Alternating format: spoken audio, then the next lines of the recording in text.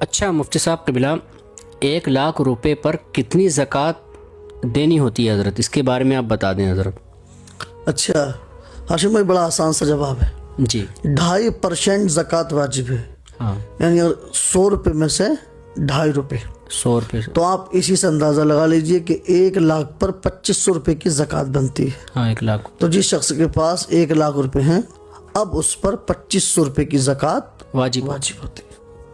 زکوٰۃ نکالنے سے دولت میں اضافہ ہوتا ہے، کیونکہ بعض لوگ کہتے ہیں کہ میں نے زکوٰۃ نکالی تو میرا مال کم ہو گیا، اور بعض لوگ کہتے ہیں کہ میں نے زکوٰۃ نکالی تو کہ میرے مال میں اضافہ ہو گیا، یعنی کہ میں اور مالدار ہو گیا۔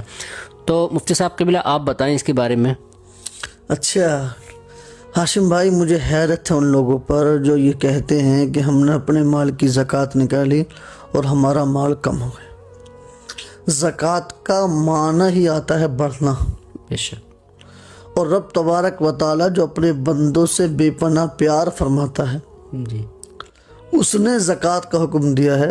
اور کیا کبھی آپ نے سنا ہے کہ کسی بندے نے رب تبارک و تعالیٰ کے حکم پر عمل کیا ہو اور اس کو خسارہ ہوا ہو، نہیں، ایسا نہیں، اس کو گھاٹا ہوا ہو؟ نہیں، کبھی گھاٹا نہیں، ایسا سوچنے والا دین سے دور ہے بے ہے شک، نا، اور اس نے کبھی زکوٰۃ دی ہی نہیں۔